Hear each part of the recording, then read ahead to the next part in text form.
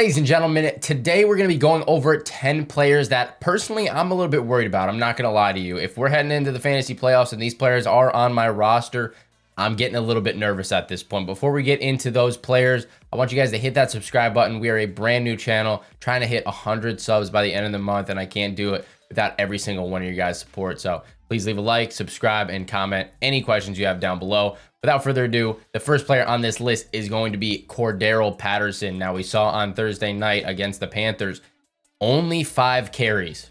Why?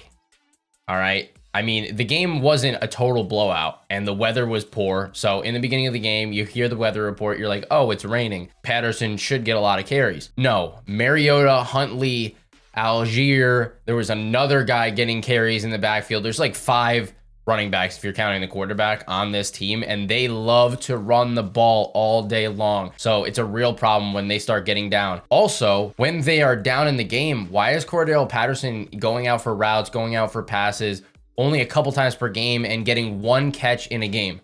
Cordarrelle Patterson is clearly one of the best players on this team other than Kyle Pitts and Drake London. Well, Drake London finally got a touchdown, but we won't talk about that because this is about Patterson. The offense loves to run, and if Patterson isn't getting these carries consistently, if he's splitting with 3 other guys in the backfield, I'm a little bit concerned at this point. Now, you could say, you know, the game script didn't really favor him in this one, but we need to get our star players more work. So that's why I'm a little bit worried about Cordarrelle Patterson here.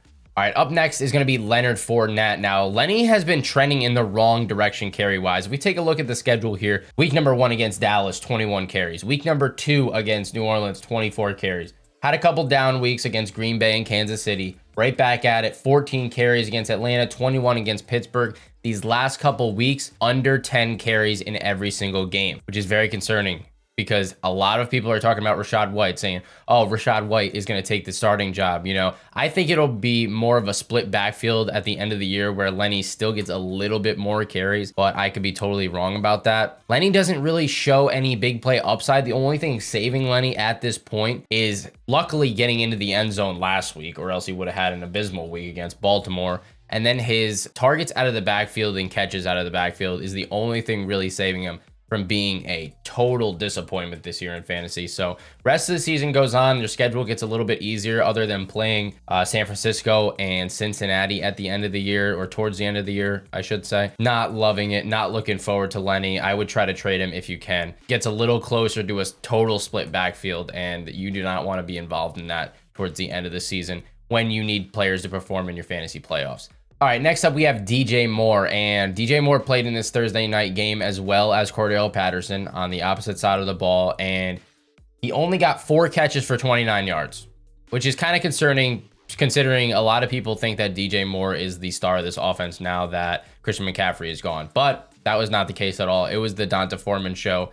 Sloppy weather on Thursday. You knew there wasn't going to be a lot of passing downfield, but still, you got to get your star player, if you can call him that, the ball as many times as possible, and 6 targets the last 2 weeks is not going to do it. I feel like this team likes to run the ball when they're anywhere near in the game, and especially if they are leading like they were on Thursday night, they're going to just pound the run all day, every day.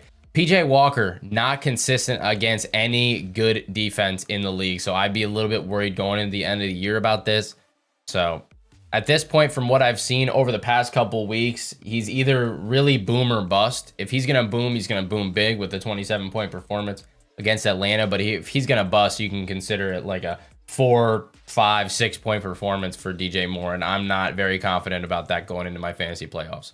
Next up, we have Michael Pittman Jr., and we called it last week against New England. That was a terrible matchup for him. We had him sitting in every league that we had him in, and it was a great call because he only got 5.2 points. This offense couldn't move the ball at all. Sam Ehlinger is getting sacked every single down, it felt like. The offensive line can't hold up for more than 2 seconds. He's got tough matchups coming up here against Philly, Pittsburgh, Dallas. Well, Pittsburgh not really, but Philly, Dallas, the Giants towards the end of the year. So I feel like Michael Pittman Jr. is really situational the rest of the time. You have to pick and choose when you're going to play him. He's not that start every single week type of guy that you thought he was, unless they get a new quarterback, which I don't even think that's possible at this point. I think they're going to ride it out with Sam Ehlinger, or maybe go back to Matt Ryan. Either way, you're not loving the situation here. It doesn't look good. And now that Jonathan Taylor is fully healthy, he's going to steal a lot of volume away. I don't really know what else to say about Michael Pittman Jr. Not what you thought he was going to be at the beginning of the year, unless he turns it around quickly, which I hope he does, because I'm still holding on to him in a couple of leagues. I think you can try to trade him now before the trade deadline hits in a lot of your leagues, but I don't think you're going to get real value out of him. Hopefully he has a good week coming up against Las Vegas, and then you can sell him for a little bit more. Next up, we have Devonta Smith, and Smith really looks like the third option for the Eagles right now. I'm not going to lie, clearly behind A.J. Brown and Dallas Goedert, which they're both playing very well, so you really can't be that mad about it. I did notice a little bit of a trend with Smith, though, is he plays a lot better against better opponents, because Jalen Hurts is going to have to throw the ball more, spread it out more. When people are all over A.J. Brown, Smith is going to have to get involved. These next couple of weeks against Washington, Indianapolis, Green Bay, Tennessee, and the Giants, I feel like, you know, these could be close games. You can get a little bit excited about Smith, but he has to show some consistency here. Not 2 targets against the Texans consistency. You don't want to see that. But the weeks prior, he's kind of all over the place. 11 targets against Arizona, 5 against Dallas, 8 against Pittsburgh. You don't love to see the up and down consistency with the target share. You want it to be at a flat number around 8 or 9. I would expect for Smith would be good, but you know, that's why I'm a little bit worried about Smith going into the rest of the season. I think he could do well, but there's also the chance that he totally flops. We'll have to see. Next up, we have Zeke, and Zeke is just lacking that big play upside recently. He's hurt. I don't know if he's going to play this upcoming week in week 10. We'll have to see what happens. But the only good weeks for Zeke are when he finds the end zone. If you take a look at the stats here, we got week number 3 against the Giants, where he did have a touchdown, 14.5 points, if that's even considered a good week. Philly, he found the end zone, 15.6 points.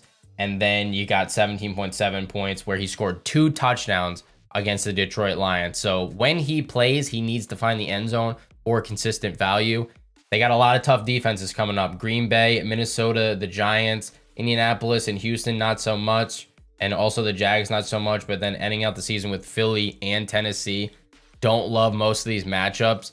And this is also a situation where Pollard should be taking a little bit more of his workload away, since he also is injured right now. But Jerry Jones specified clearly that Zeke is that guy.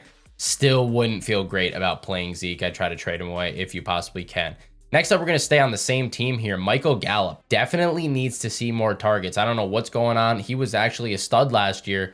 Coming back, I don't know if Dak needs a little bit more time to really develop right now, but 49 points against the Chicago Bears, where obviously Pollard was the star of the show.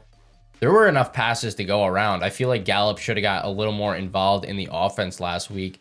He should benefit in these closer games that are coming up. I just read the schedule to you, so hopefully these games stay a little bit closer and he can actually perform well into the end of the season. But as of right now, he's only hit double-digit points in 1 of the weeks. I know Cooper Rush was the quarterback, but still, I mean, CeeDee Lamb was doing all right without Dak there. 1 week with 10.4, and then all the rest were under 10. So I'm getting a little bit concerned about Michael Gallup right now. Next up, we have Raheem Mostert on the Miami Dolphins, and this one's pretty obvious as to why I don't like him for the rest of the year here. I'm a little bit worried. Jeff Wilson Jr. might take this job, and I do think he ends up taking this job away from him. The carries severely dropped off last week. If we're looking at it, you know, he was averaging, well, 15, 18, 14, 16, 14, then down to 9. I think this goes down to about 7, 8 carries next week and progressively gets a little bit lower as time goes on, unless these guys end up splitting carries, which I also don't love for either of Mostert or Wilson owners. If you do have Mostert on your team right now, I would consider trading him to the person that has Jeff Wilson. Maybe you can get a little something if that person wants to handcuff that backfield. That would be a good option for you, but otherwise, I'm not too excited about Mostert. Next up, we have Gabe Davis, and he has been super inconsistent as of late, even the whole season. I knew this was going to be the case. Last week, we said it in the panic video. He had another down week, 5.3 against the Jets, which was not good. We knew the Jets had a pretty good defense, so I wasn't expecting too much there, but he is super big play or bust type of guy here. You know, the weeks that he scores 32 points or 18 points or 16 points, he's only getting 3 or 4 receptions in these games. And the most targets he's seen all year was 7 so far. So you're expecting about 5 to 6 targets each week for Gabe Davis. If you feel confident starting this guy, then be my guest, but you have to expect weeks where he drops 4, 5, 3 points. if he's not getting those 30-point performances, because the week that he scored 30, he only had 3 catches for 171 yards, 2 touchdowns. That's not attainable. That's not achievable every single week. He's obviously, you know, second to Diggs on this offense. If Josh Allen misses some time, which hopefully he doesn't, because I think that could be even worse for him, or, you know, maybe Keenum spreads the ball out. Well, you never know. We have to have some optimism here. But I would definitely monitor these next 3 weeks, no matter who's the quarterback, against Minnesota, Cleveland, and Detroit, who all gave up a lot of points. It's now or never, Gabe Davis. If you're going to pop off, you need to have good weeks the next 3 weeks here. Let's see what he does. Last but not least, here we have Darrell Henderson Jr. This shouldn't be a surprise at all here. Cam Akers, for some reason, is still on this team. He doesn't even want to play for this team. But, you know, he's still here. This offense cannot do anything with the ball at all on the ground. You know, running game is absolutely irrelevant. The offensive line looks terrible. What more do I have to say about this? They are playing from behind a lot. And, you know, when they even get on the field, it's a lot of 3-and-outs, a lot of sacks being given up. So there's not even real running room to get through for Darrell Henderson or Cam Akers. Either one of these guys, if you have them, you're sitting them on the bench or you're dropping them. I honestly wouldn't mind dropping either of these guys at this point. That's how bad it's gotten. But if you guys enjoyed this video or learned anything from it, make sure to hit that subscribe button and the like button. I appreciate you, and good luck in your week 10 matchups. Later, guys.